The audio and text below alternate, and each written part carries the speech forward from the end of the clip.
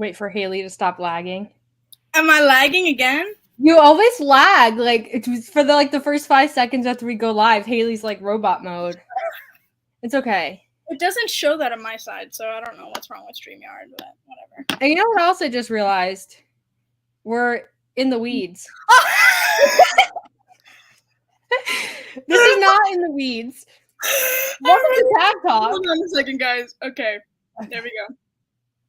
Welcome to Tag Talk. My name is Kiley. This is Haley. You got a cute little moment of us in the weeds. You know what? They steal our background all the time. Literally every week. So I was going to say, welcome to Tag Talk, and then I look up and it says, in the weeds. I love that you didn't notice until we went we have been sat here for like 20 minutes talking, and we've been in the weeds the whole time. My brain was in the weeds. Listen, today.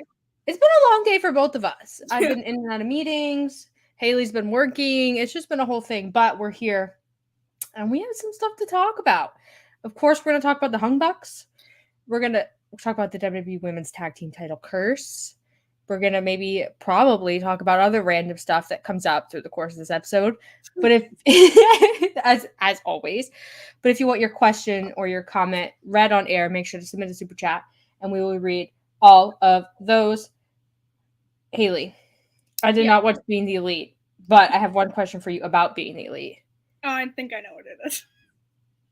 Go ahead. That scared me. What did Matt Jackson do? Did he continue his reign of terror against the Tumblr girlies? He did. Yes, he did.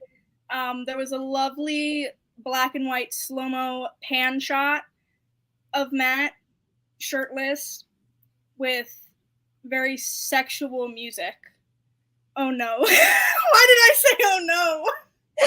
No, Jeremy! We have heat. Hello. Hi, Hello. Jeremy. Hi.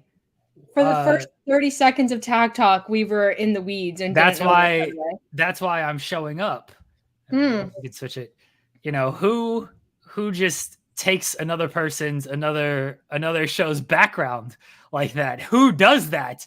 Haley and Kiley, how could you possibly do something like that? In our defense, it was an accident, okay? We didn't know.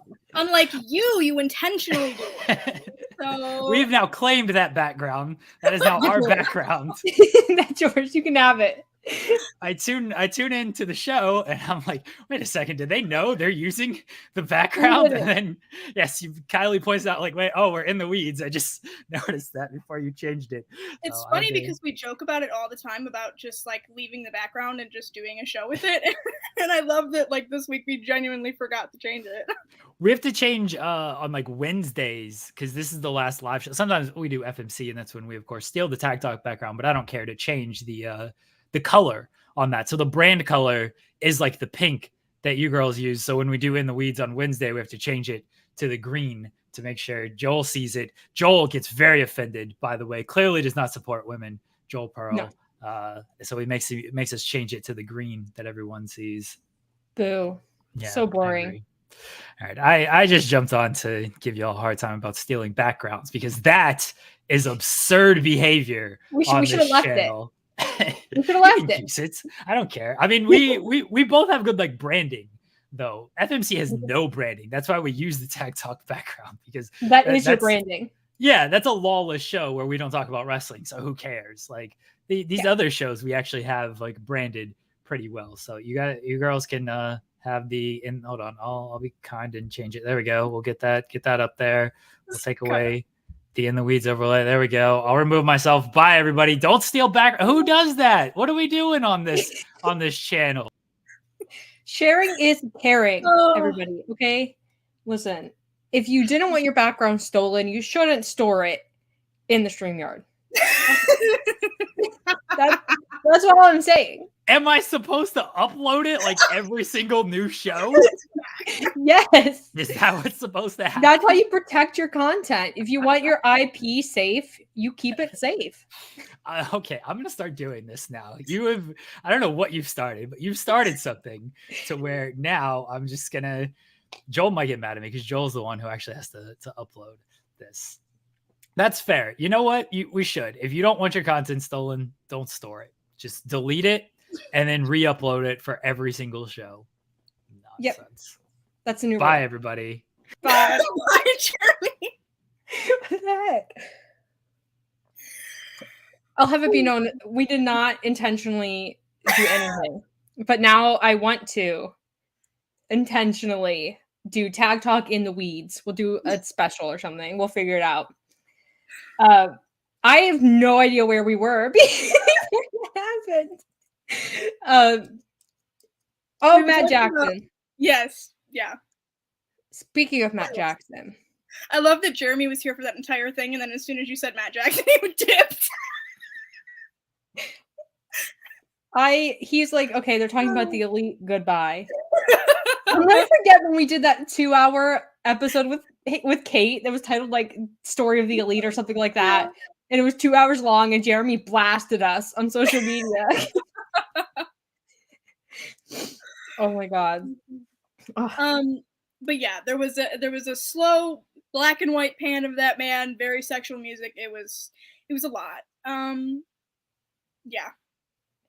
He's really feeling himself. And you know what? I'm happy for it. Because sometimes when people get older, they lose confidence. But not Jackson. Let it be known that he loves the attention. So, which I'm kind of glad for, because I feel like sometimes when people obsess in that kind of way about a celebrity or a real life person, it can get a little weird and a little strange. But you don't know if they're comfortable with it. But now we know he likes it. And presumably wants it to continue. So keep going, Tumblr girlies. Matt Jackson, he's stalking you probably on Tumblr to see what you think about him, but that's okay. You know, he's the one who tans himself to look good and grows his hair out and takes care of his hair. So you know what? I mean, he started it with like the hairbrushing thing and like the tanning thing and the like popping his pet. Like he started it. It's long-term storytelling. Yeah. It was Matt Jackson's glow up. If you look at a picture of Matt Jackson when AEW started compared to Matt Jackson now, different man. The mutton chops. The mutton chops, he was skinny. So skinny. And he was orange. It's true. Bad tan. He really learned a lot. You know what? I respect it. Kenny is also bigger than he was when AEW started. Nick is the same. Yes. But you know what? And I don't remember who tweeted about this the other day. But it was like a whole discussion about how Kenny needs to take better care of his curls. Kenny. Someone get him on the curly girl method. Yes. Someone get him some influencers. The internet they're listening to this. Put it on his Twitter, like, For You page. Speaking of Kenny Omega liked one of my tweets. And it was not, I'm kind of embarrassed that he liked this tweet, guys. The outrage over this tweet. Listen, sometimes I forget that, like, my Twitter is branded, like, I'm it's Fightful Overbooked, like, I'm in wrestling media, all these kind of things. And I tweet stuff. And I forget that people are actually going to see it. And I tweeted, because on Dynamite or Collision, it's something, AEW blends together, I'm blind. But it said, Don Callis had said, like, Kenny Omega and Kota Ibushi are closer than brothers. And I tweeted that quote and then a picture of the Golden Lovers kissing because they did in DDT. And that's the tweet that Kenny Omega liked. First of all, Kenny Omega was not mentioned in that tweet. Second of all, my email just went off, so ignore that. I will close that tab in a second. And third of all, the amount of insanity that happened. One, people didn't know that the Golden Lovers was a romantic story. Baby. Golden Lovers. What did you think lovers meant? I was so confused with people being like, what? And insane. And then there were just, of course, your run-of-the-mill bigots who were like, I hate Kenny now. Kenny sucks, blah, blah, blah, which I blocked all of them. Don't worry. But yeah, Kenny Omega liked that tweet. So Kenny Omega is lurking on his For You tab on Twitter. He has to be. I know I didn't tag him. No one else tagged him. So I just imagine him like just like vanity searching like golden lovers and just like he's like Kenny Omega. He like wants to read. Also, don't snitch tag anybody on my tweets. A wrestler, a podcaster, anybody. Don't do it. I will just block you for it. You can snitch tag me on any tweets. I will love to see those. But everybody else, no. That's it. That I had to tell my. Oh, okay. We have a super chat from Ryan. Who, if you don't know, this is like the worst tag talk we've ever done. Ryan says, "Which friends should you always take out to dinner? Your taste buds." Haley, you're my taste bud. I love We that. went out to lunch once. Yeah, we did. We did. We've been out to eat a couple of times together. Yeah, and you know what? It's been good every time. Those taco salads. Yes. So good. And the first time we had French fries, so the glow up from the French fries to the taco salad. I totally forgot that IHOP experience ever happened. 3 a.m. IHOP, and it was just full of people we knew. Wow. There was not a single wrestling related person in that IHOP. It was it was wrestling media in this IHOP. It was wrestling fans. It was people on Twitter. Just this IHOP was overrun with wrestling people. It was the worst. You know what? It was the best. I love you guys. But anyway, should we get this tag talk? Jeremy came in and our plan completely went out the window. And we were already derailed before we started this episode. And he just really had to come in here and do that. Yeah. That's what it is. Someone tell Jeremy that we're gonna steal his branding. And we'll actually do it this time. We'll do it intentionally. But anyway, Hungbox. Listen, Haley and I, if you watched Tag Talk this time last year, you know, and it was this time last year. Oh my God, that's crazy. That's crazy. We were riding the Hungbox train. We were saying to you guys, like, the Hungbox, they're getting back together. Haley, shut up. The Hungbox are getting back together. They're going to do trios titles, which we thought it was AEW, but that's okay. And now here we are a year later, and the Hungbox are the ROH six-man champions. Haley, I need to know your thoughts on this. We haven't talked about this yet. We've both been too busy. Yeah. Well, first of all, I'm so excited about it. I know a lot of people aren't, but I don't care because I am. And I love the Hungbox, and I'm just so happy that we get to, see them do their thing again. Especially after all the teases last year. Like, I was longing for it for so long, and they just kept like pulling that string, and I'm just so glad that we have it now. Yeah, I don't know. My brain is jumbled. I saw a lot of people on Twitter kind of upset that ROH is kind of being integrated back into AEW, especially with figures like the Hungbox, who are AEW stars, being ROH champions, and the prominence of Samoa Joe and Claudio and Eddie and all this kind of stuff.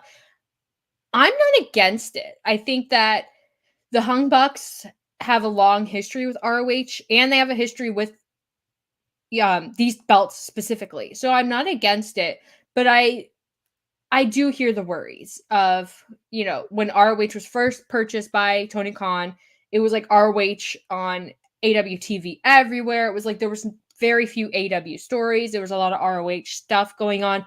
And then there were so many belts that it was hard to remember who was the champion of what and where and why and how. But I think strategically, this six-man belt and then also the ROH world title, which Eddie Kingston won, by the way. Shout out Eddie Kingston. I think it can work. But I do feel the hesitation. Do you feel the hesitation? Yeah. But I almost, and this is like purely speculation on my part, I know nothing about like TV deals or any of that, but I almost wonder if Tony is trying to like leverage Ring of Honor to try to get it part of like the potential streaming with Warner.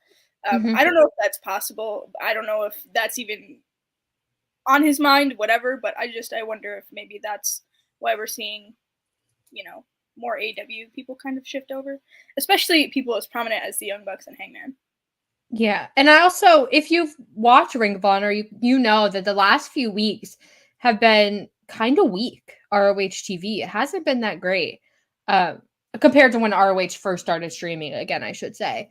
So I kind of see that, Haley, like maybe it's kind of like when AEW was trying to get its TV deal, and they were like, we have Chris Jericho, we have all these stars in wrestling. It's like proof of concept. So maybe that is what's happening here, and then ROH can stream on Max or whatever other service is out there, because it is hard for fans to buy another streaming service for the sole purpose of watching Ring of Honor. And part of what makes WWE so successful on Peacock is that you get WWE, but you also get all of Peacock. You get so many other things. So that's why that has been successful. So if ROH and AEW can be incorporated that way, fans don't have to buy another streaming service just to watch their favorite wrestling show. And I get it. We're out of the cable era, unfortunately. And you can't really get cable packages that'll give you all your wrestling shows. So you're going to have to shell out extra somewhere if you want to watch every wrestling show. But it's a little bit different than Americans watching New Japan World, because that's the only way you're going to get New Japan in the United States. That's a little bit different. ROH is like a North American wrestling product, so it should be more accessible. Yeah, and I think it's clear that Warner wants more content from AEW. I know Ring of Honor is kind of its own separate entity. It really has nothing to do with AEW. But it is still owned by Tony. There are still AEW people involved with it. It's wrestling content, and maybe, I don't know. I wouldn't hate it. I think I would pay for it for another streaming service more if it was AEW and Ring of Honor than, like, I think I would consider it more than if it was just AEW. Yeah, especially if wherever they end up streaming, whether it's Max or like it's their own individual streaming service, if we got the catalog of AEW shows, because there's so many, all you Fight TV people go away. But for those of us who have to deal with the United States version of AEW and AEW streaming, it could be a little tiresome to find things that you want to watch. And there's no place to do it. So, I mean, AEW All Access, I think, is still on Max somewhere. It is. It is. So that's different. So I don't know, fingers crossed. I'm kind of excited. And the Hung Bucks being 6-man champs, I think does add a lot, especially with Kenny off fighting Don Callis. The Don Callis family, is that what he's calling this? Like he's the godfather? Yeah. Which Sammy Guevara and the Don Callis family. What a weird combination. I don't think we've even talked about this really. Sammy turned, and in our group chat we were like, okay, finally, and then we just never addressed it again. We have a group chat. It's like all our friends, our closest friends, and we're all like, yeah, Sammy, do it.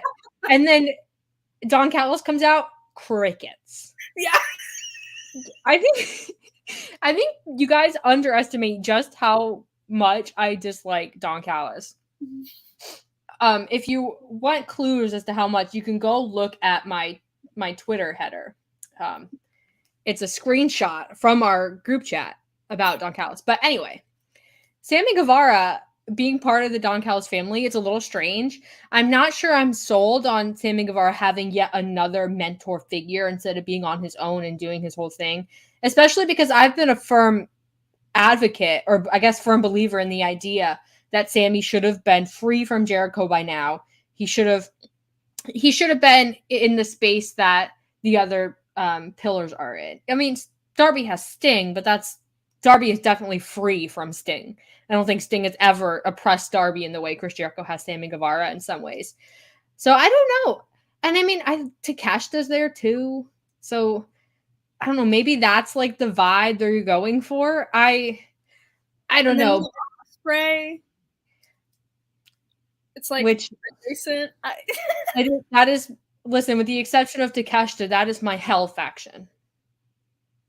But it's like, even if you look at it you see Takeshita and you see Will Ospreay, and then Sammy is just kind of like there once again in another faction. Yeah. Like it's kind of sad, but I'm happy that this turn happened. I think it's going to add a lot to Sammy's character, and it'll help him evolve a lot. And I think he'll learn more having this association than maybe he was with Jericho. And at the end of it, Jericho's obviously going to put him over. So yeah, whatever, but I don't know. And Jericho teaming with the Golden Lovers is a little strange. Not gonna lie, Listen, it's a little weird. Listen, when Kenny came out in those little shorts and those Yeezy shoes with that pipe, I was like, oh dear. I don't think I buy it. I don't buy that Kenny Omega actually cares about this, about what happens to Chris Jericho. In kayfabe, of course. I'm sure he cares about Chris Jericho a great deal. Because they're both from Winnipeg. We saw them team in Winnipeg. And that was fun. Stage segment, Kenny was like, I'm not doing this for you. I'm doing this because I hate Dawn. So, but it's just let him beat up Chris Jericho and then get Dawn. Like 2 birds, 1 stone. Like I don't understand. Like Chris Jericho is your rival. Yeah. And then Kota Ibushi is just like Kota Ibushi in AEW is like Kenny goes sick him, and that's it. Like Kota Ibushi has, with the exception of the Mel Coleman's beautiful painting, Kota Ibushi has like no story in AEW that isn't he's Kenny Omega's boyfriend and Kenny Omega's fighting these guys, so is Kota Ibushi. And there's been like multiple feuds now that Kota's been like, hello. I kind of love it though. Like I just love that he like randomly appears and we just get our little golden lovers like treat. Getting the Golden Lovers in 2023 is kind of wild. Like, the fact that, one, they're both wrestling. If you know the Golden Lovers, you know that's a miracle. That their bodies have made it this long. And 2, that they're still the Golden Lovers. Yeah. This story has been going on for ages. Ages. Multiple promotions. Multiple years. It's been wild. But I don't know. Decade at this point. Yeah. I'm excited about it though. I don't know how we got here talking about this, but I'm glad we did because I'm excited about the Golden Lovers. And you know what? I wouldn't mind eventually in the future rehashing the Young Bucks versus the Golden Lovers. I don't know. I don't know where Hangman fits in there. Special referee. Yes. AEW needs to do more silly gimmicks like that. Like every gimmick is like Texas Death Match, Ladders of Death. Like, give me a special guest referee or like a lumberjack match that's actually kind of like an actual lumberjack match, or just something goofy. You know what I mean? Yeah, I agree. I would love to see Hangman as a special referee though. Oh, and then he has to choose. Like they're pinning someone, he has to choose. Giving Triple H a shot at the Undertaker. Oh my god. So, listen, someone give me the book. I got this, guys. You're insane. Louis says sending this to the Matt Jackson Tumblr jokes. Listen, Matt Jackson, I've been looking for this man on Tumblr. I've been narrowing down the candidates for who this could be. I have no clue. I'm not any closer to figuring it out, but I will find his burner. I mean, I'm pretty sure he used to have a page like way back in the day, like a really long time ago, but it's not active. And I highly doubt that he remembered the password for it, so it's definitely a fan account. He is stirring up the fans so he can feed off the attention. That's what I think is happening 100%. On there. 100%. So, like, in my head, it's someone who does that. And Haley knows exactly who I'm talking about right now. Anyway, Hung Bucks, ROH 6-man champions. It's going to be interesting to see how they coexist with Rob and Maggie. You guys should watch that show. how they coexist with AW Trios belts because they're kind of in the same universe right now. But I'm not mad about it. I'm not. I love this. When Bullet Club breaks up, they can have a Juice Robinson on a pole match. Listen, Juice Robinson. So Jay White and Andrade wrestled on Collision. Juice Robinson was on the outside, a maniac. I love it so much. Screaming, little screeching, growling, dastardly in every way.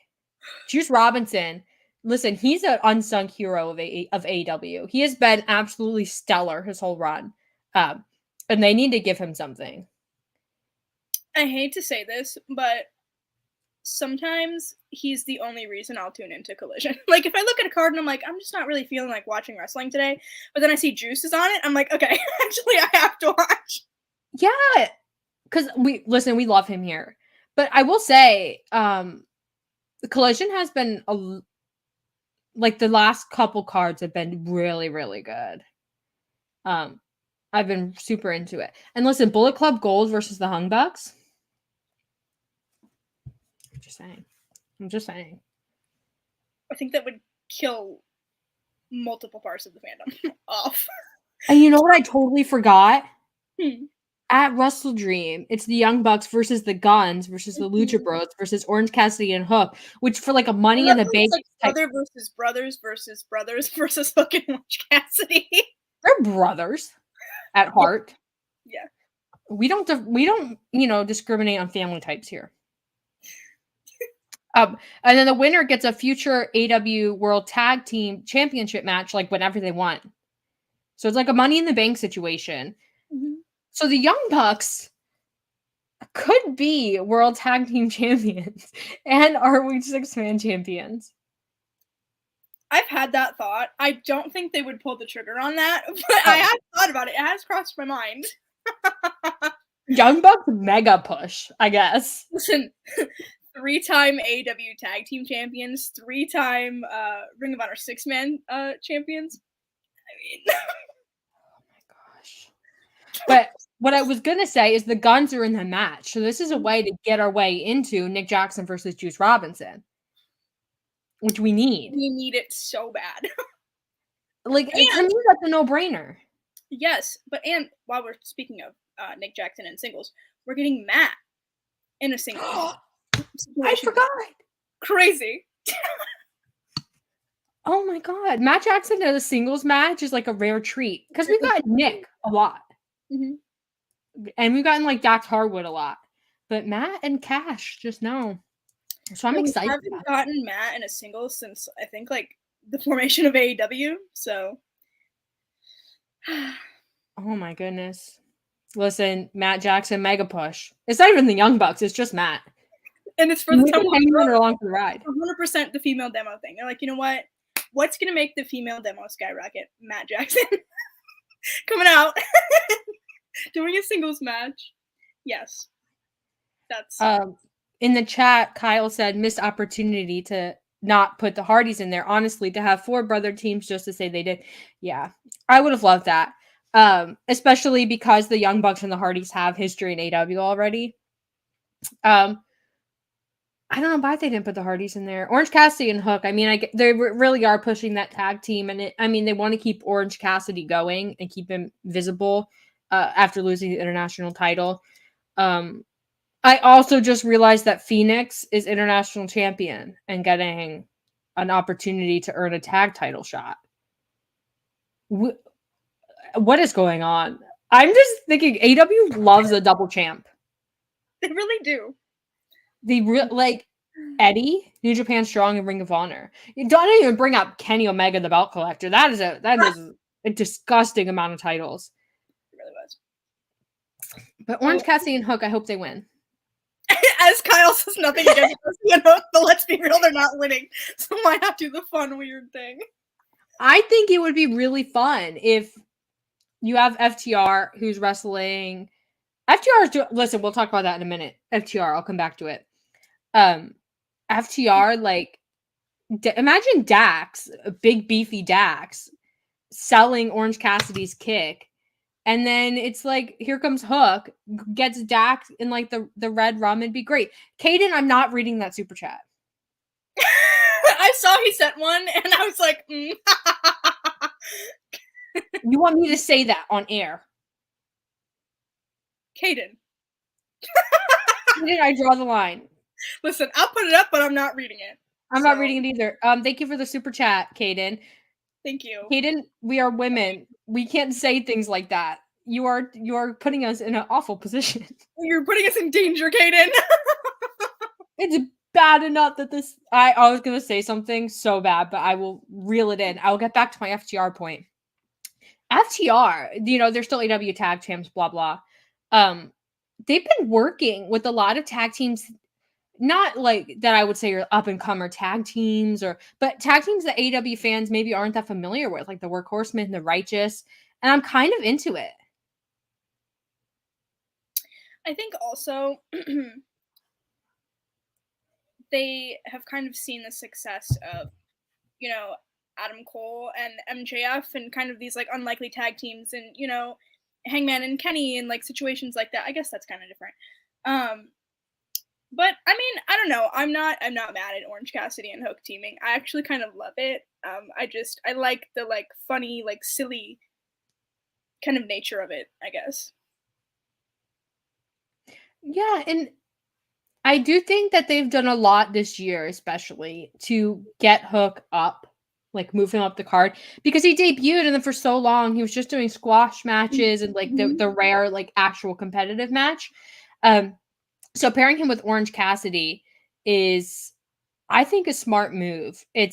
They're kind of polar opposites, but when it comes down to it, Orange Cassidy is a great wrestler. And Caden, the answer to your question was no. Orange Cassidy is a great wrestler, like fundamentally really great. So I think Hook can learn a lot from that. And I also think that it challenges Hook to be in matches like that with wrestlers like that, to rise to the occasion. Because Hook is a great wrestler and he's been getting better and better and better.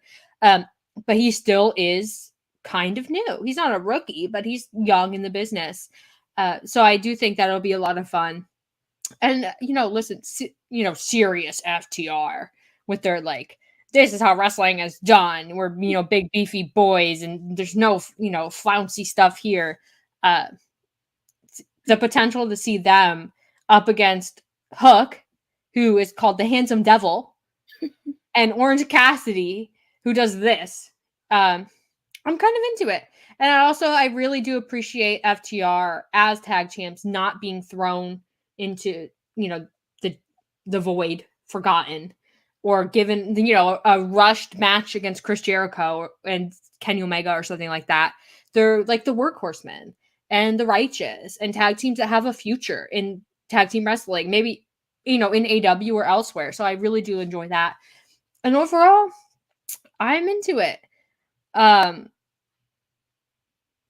don't know where I was coming back to the Hung Bucks, but I don't know where I was coming back to the Hung Bucks.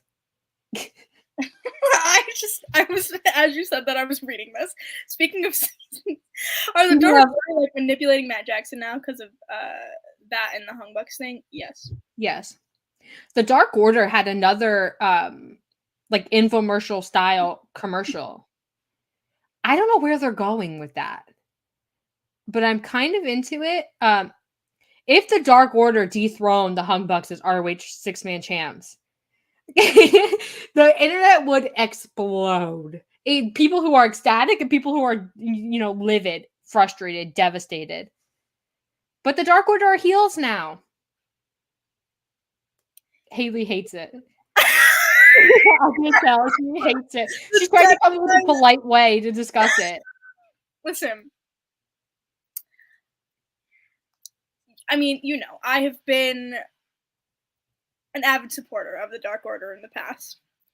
And I hope that, this turn benefits them. I would like to see them start recruiting again. But I don't know. I feel like that's probably what's going to happen. And I don't want to see it. So I'm not going to manifest it. But I don't know. It is interesting, the beef that they have with Matt Jackson. And Matt gets put in a singles type of situation. And it's interesting. Yeah. Rydeen says in the chat they're going back to the whole cult thing. And I kind of like that as well. Especially because they lost so many members. And like the whole point of the Dark Order was that they were recruiting like not just everybody in AEW, but all the fans. And they lost so many members and they were just sad, depressed. Like they recruited Hangman for like 2 seconds. He was never in the Dark Order, but I guess he was there. I don't know. But I do like it. I do. I just don't. I want them to get distance from Hangman. I guess my thing, because they've been like kind of lurking around Hangman in his story of going back to the Elite and all this kind of stuff. But AW never did anything with that except on BTE. So they got to go do something else. Like send them to ROH or let them wrestle the Acclaimed for funsies, like for the AW Trios belts. I would be fine with that. I think that would be fun. But I don't know. I'm at the Dark. I'm like cautious about the Dark Order now. Oh, am I going to read this? Okay. Also, does TK's booking kind of feel predictable when he books a bunch of matches featuring people from in and around Seattle at a big show in Seattle? He loves giving talent a hometown pop. He does love doing that.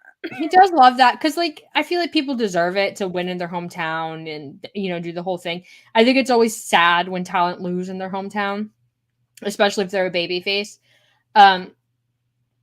But I mean, it's so rare that we have a genuine hometown match. I mean, we had Kenny Omega and Chris Jericho in Winnipeg, like Sky Blue in Chicago, Eddie in New York.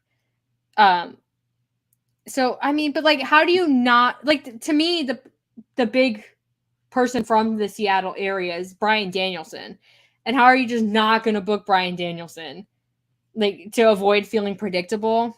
I mean, you can't really do that. So I'm okay with it. I'm okay with it being predictable as long as it's fun. Like I don't mind it that much. Especially since it's like you said, kind of on the rarer side. Yeah, and I feel like sometimes with wrestling stories that being predictable is kind of a benefit because you can't swerve the audience every single time. Yeah, Swerve and Darby also though, but and Nick Wayne. And Nick Wayne. He's there also.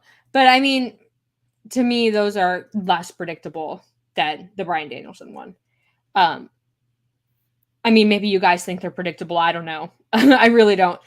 But sometimes wrestling needs to be predictable. Like fans should see the end of a story and you should fulfill that story. Not every story needs to have a crazy swerve or like a plot twist because then fans like there's no reason to buy into things or think about things, think about the end game of a story because the booker's just going to pull the rug out from under you. There are stories where that is a good thing, 100%. But like Cody Rhodes at WrestleMania, the end goal was there and they pulled the rug out from under you and it's been disastrous. And listen, that's problematic for me to say, but I still believe it. But yeah, Swerve and Darby to me, those are like less predictable. I mean, Swerve beating Hangman would be like a big boon to Swerve, I would say. I just hope that it wouldn't hurt Hangman because he's coming off the title win. I don't think it would. I think Hangman is very protected, and I think if anything, it'll be good for both of them. So. Yeah, and look, it's a hot feud. It is. Like fans like it, and I like it because I think Swerve should be up there with the safe guys of AEW. So I'm fine with it. I wouldn't be upset if they wrestled to a draw. I really wouldn't. It's like Omega Danielson to me. This is at that same level. So I wouldn't be upset about it at all. And I would hope that AEW would think if Swerve is like it's predictable that Swerve wins, I hope they would think about maybe making him come out not just as someone who beat Hangman, but someone who was like a legitimate danger to AEW, a legitimate title contender, all those kinds of things. Because Hangman, he's been mixed up with the Elite and he hasn't really been a singles guy in so long.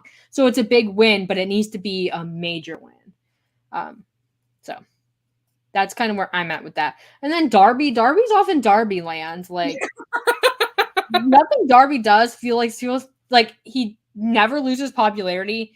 Nothing he does really ever has consequences. He just does crazy stuff, and that's Darby land. So people come in and out of Darby land. Darby always stays there. But he's just like like Hangman, one of those guys who's always going to get a pop. People are always going to cheer for him. It's just how it is. This is interesting. Oh, wait. I mean, not pull up Caden. The Embassy should win the Trios Championships from the Acclaimed. That's interesting. Yeah, I've been kind of, with the exception of Swerve, I've been kind of sour on how AW is handling the rest of the Embassy, the Mogul Embassy. I don't know. I like them, except for Brian Cage. I like them. It just feels like AW isn't giving them an opportunity to really like be individuals. Mm-hmm. It definitely feels, because the way they're presented all the time is this is Swerve, and then these are the people who are there to support Swerve. Yeah. So, and AW could very easily change that. You could, like, with the exception of Brian Cage, put Khan in a singles match. I don't care who it's with, and just let him go. Khan has the look. And listen, if you watch ROH before the shutdown, before AW bought them, you know Khan was on the path to being like the guy. He has the look, he has the personality, he has the wrestling ability. And that's no knock on Tova Leona as well. Tova Leona is also very valuable here. But we just don't have, like, AW fans objectively haven't gotten to know them. And they need to. You can't just tell me that these are the guys that Swerve handpicked because they're so cool. Because one, Swerve wasn't at, when the Mogul Embassy was formed, Swerve wasn't at that level. Where if Kenny Omega formed a faction today, I'd be like, okay, these guys are legit. Swerve wasn't there yet. Now Swerve is there yet. But now all I care about is Swerve and Prince Nana. I love Prince Nana so much. I love that the dance is taking off and he's getting his flowers. It just makes me sad. And Brian Cage is always in this position where he's in these factions and he's just the beefy guy. Like, he's not good on the mic. So, but they don't know how to give him an opportunity to show his personality and his character and who he is, apart from putting him in the ring and making him stand there all scary or making him wrestle. Like, it's like, if an AW runs in this problem, it's not just Brian Cage. It's like multiple people. They're not good on the mic, so AW can't figure out an alternate way for them to get their character over. But Khan and Tova Leona, that's a different story. AW could get them over easy in one segment. They did it with 2.0 and then did nothing with 2.0, but they did it. But Brian Cage, yeah. I've said my piece on Brian Cage across multiple shows. Not just Tag Talk, multiple shows and multiple wrestling media companies. So I have enough to say about Brian Cage. But yeah, I wouldn't be opposed to the Embassy wrestling the Acclaimed. I think it would be cool to see and kind of a juxtaposition of Swerve and Max Caster. Like two different styles of yeah. I mean, because Max Caster does make music and Swerve makes music, but it's two totally different fields. They're not even in the same like city of music. They're not even in the same country of music. So I think that would be fun. And I would think it would be interesting. Not that I like rap battles in wrestling, but I like rap battles in wrestling. That'd be fun. What's that show they used to do, like rap battles with celebrities? What was that called? I don't know, but there was a show. I can see the stage in my mind. Yes. Yeah. All I remember is the one that like Vanessa Hudgens did or whatever. Yeah. That's all I remember. But we need that. Listen, it would be fun. And then you could have like Brian Cage and like Billy Gunn do a rap battle. Listen, I'm giving Tony Khan home runs here. Home runs. He should take them. We do that all the time. Much like the position that the Mogul Embassy is in, I feel like it's the same for the Righteous for a lot of people. Like, I feel like, like, unless you're watching Ring of Honor, like, you're not tuned into that, and it's just, there's like a disconnect there with the fans. But I feel like Aussie Open was kind of in the same position when they first came to AEW, and they've, you know, gotten over. So I don't know. Oh, and I mean, the Righteous, I think it was on Collision. They had a vignette, and they were in their white suits in the garden, and you kind of got a sense of who they were from that. I just think, I don't know, they're better on the mic than Brian Cage. And it all comes back to Brian Cage. All roads lead to Brian Cage. All roads lead to Brian Cage. Don't quote me on that. I don't know. And that was an instance of AEW really. I mean, they have like such unique and sort of recognizable characters, the Righteous. So I don't know. I don't know how you solve the Brian Cage problem. I don't know what AEW does for him, but if it's just Swerve and Khan and Toboleona and they're wrestling the Acclaimed, gold. 5-star home run. Period. What a show this has been. Oh my god, we haven't even gotten to the women's tag title curse. Haley, take the We're reins. 46 minutes in, and oh man. Haley, the floor is yours. Me. Okay, well, I feel like I look very witchy today, and that wasn't intentional, but we are talking about the WWE Women's Tag Curse. So if you don't watch SmackDown, or you're not tuned in, I guess, Alba and Isla re-debuted, I guess. They're back, and there was a really cool vignette that they did where they basically insinuated that they're behind the women's tag title curse, which I actually think is a really good direction for them. And I think, you know, they're taking lemons and making lemonade, like Becky Lynch would say. But I think it's a very interesting direction for them, and I'm excited to see where that goes, especially with Chelsea and Piper. I feel like, you know, there's a disconnect in that team, so it would be interesting to see kind of how that curse plays out with them, and like maybe they get in Piper's head, and you know it causes them to lose the titles, and then like maybe we can get like a non-title feud between Chelsea and Piper. I really think that would elevate the both of them, but especially Piper. So I'm into it. I love it. What about you? What do you think? Yeah, I'm into it as well because I love everybody involved. I think that AEW, wow. I think WWE, especially coming off the backs of like all these releases, I think really needs to build back goodwill. And I think Alba and Isla are like, I think they're fan favorites, and I think they have potential to be like real megastars for WWE, not just in the women's tag division, but like the women's division in general. So I'm into it. The women's tag title curse has kind of been something that fans have joked about online because it's been crazy. Like you become champions and then you get hurt or released. Like you're just doomed. So that being part of WWE like canon lore now, I think is a lot of fun. And I'm into it. I think it's something different because so many WWE, quote unquote, WWE wrestling stars in the women's division, they are kind of forced to lose parts of their character to fit a mold of like a women's champion. And then the ones who are these sort of more extreme characters, they're featured in men's stories. I'm thinking about like Nikki Cross when Sanity was a thing.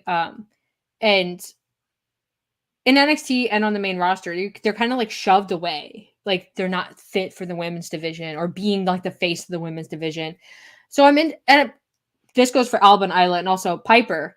I think it's a little bit different. They don't, you know, not that they couldn't fit that mold, but it's breaking that mold and allowing the women's division to grow from it. And also I think Chelsea has been doing some of my favorite work that she's done. not just in WWE and her like career in general. I'm really into this character. I think she's a riot on Twitter, and I'm so excited for her, not just to be in a position where she's going to have this story, which, like you said, I do think it's going to be this non-title feud, which hopefully gets us a sound resolution and a good match and everything we want for it. But to be in a position where WWE trusts her to do that, because it wasn't that long ago. Everything that she's been through with that company. Yeah. It wasn't that long ago where she was on the chopping block. And now she's, back in WWE and she's in the women's tag thing. And I'm excited. And to me, this signifies not the tag title curse thing, but this feud at Alba and Isla and everything that's going on. This signifies to me that WWE is putting a little bit more attention back on the women's tag division, which we've been asking for a long time, because the belts were doing nothing. They were just sitting there, and there was no story, no feud. It was like random thrown together teams and matches, and they didn't do much to make it make sense to fans. So I'm into it. Yeah, I definitely feel like it rejuvenates the tag titles. I think that a lot of people were soured on them for a long time, and I think Chelsea, to her credit, has really helped elevate them. I think that they there was an attempt with Shayna and Ronda to kind of have that story going there. It didn't work though. But all the credit to Chelsea Green, man. I love Chelsea. I love Chelsea too, and I've totally forgot that Shayna and Ronda were a tag team. Yeah, very short, little blip. Yeah. I listen, that all of that, their tag team, their feud, all of that feels like a fever dream. Because I remember being incensed before about this, but now it's like, I mean, Ronda's gone. She is. I don't know where she's going. I don't know what's going on with her. I don't really care to know what's going on with her. But WWE is really, at least for this division, the women's division, getting back to basics and doing the work to get people climbing the ladder slowly, not just putting people in the main event scene and thinking it makes sense. They're like, there are issues. Do not get me wrong. I'm not a WWE defender, but it does feel to be a WWE defender, and I think everybody knows that. Honestly, even if you don't know that, you don't know me. But it does feel like we're slowly doing the work and getting the division some backing because they need it. There's like the megastars, and then there's everybody else, and there's no differentiation. So I'm excited about it. I really am. The rest of WWE, not so excited. We don't even have to talk about that. You guys know exactly what I'm going to say. Yeah. But I do think that having Becky in NXT oh yeah, also helps in that way too. A lot of these younger girls that can learn a lot from her, especially Tiffany. She's talked about, how much working with Becky has really helped her. So I don't mind it. I like it. And Becky in NXT, listen, people have their issues with it. I don't think it's an issue at all. I think it makes NXT feel more important. And also I think it gives Becky something to do.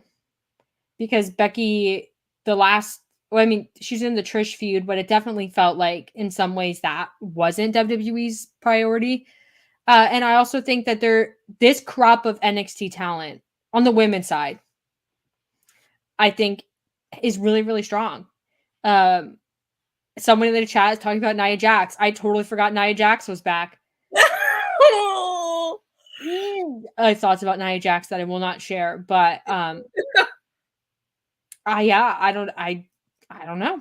And WWE unfortunately released some women that I thought were great prospects, so I'm not really sure what's going on with that in the but I would hope that they have a plan for the rest of the women that are left. I don't know. Yeah, a lot of people got pulled out of storylines that, have been on TV or have been in progress. So that sucks. But yeah. And if you're a Nia Jax fan, you can 100%, I'm not judging you. I never judge people Unless there's a few exceptions, but I don't judge people for what wrestlers they like. I mean, Kenny Omega girly. I know for a fact that Kenny Omega is a polarizing wrestler. And I like the Young Bucks, so I really can't speak. I have figures up here. Just in a row, I have Christian Cage, Eddie Kingston, and CM Punk. So I know what it's like to have controversial wrestling opinions. I will never judge you. It's a judgment-free zone. Judgment-free zone. Just don't judge me for my dislike of Nia Jax. Period. Then we're safe. We're chill. Haley, we're coming up an hour. Do you have final thoughts and then your plugs? My final thoughts. Man, I don't know. I guess I'm just excited to see where the women's tag scene goes in WWE, because it is something that interests me more than the rest of the company, I guess. Like, I love the tag title scene. So I'm interested to see where this goes, because I do love Alba and Isla. But yeah, anyway, as for my plugs, you guys can follow me on Twitter at @HaleyAn_.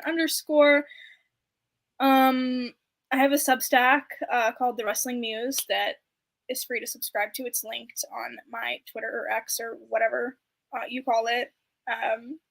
And yeah, I do writing for Nerds and Beyond. That's also linked on there.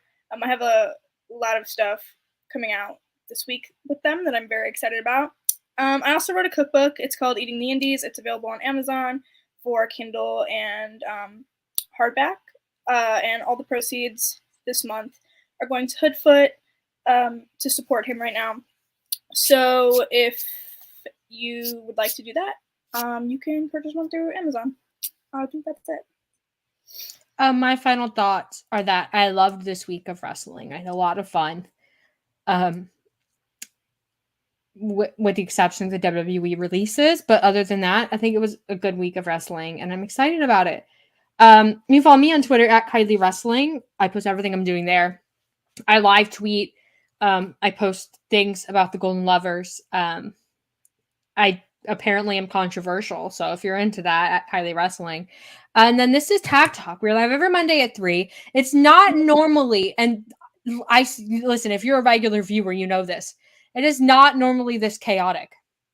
I don't know what happened this week. Jeremy happened, okay. Jeremy came in earlier and our entire plan was derailed. Normally, me and Haley, we get in our mode and we put on a show. Something happened. It's not normally this chaotic. Sometimes it is. But Tag Talk is live every Monday at 3. If you're into tag team wrestling, if you're into trios wrestling, if you're into anything that we talk about, come check us out every Monday at 3. Also, this is Fightful Overbooked. There's a ton of amazing shows on here. I mentioned earlier Coexisting with Rob and Maggie. Jeremy mentioned In the Weeds and FMC. There's wrestling content, non-wrestling content. Go check all of it out and subscribe to Fightful Overbooked. The channel is growing really, really fast, and we're super excited about it.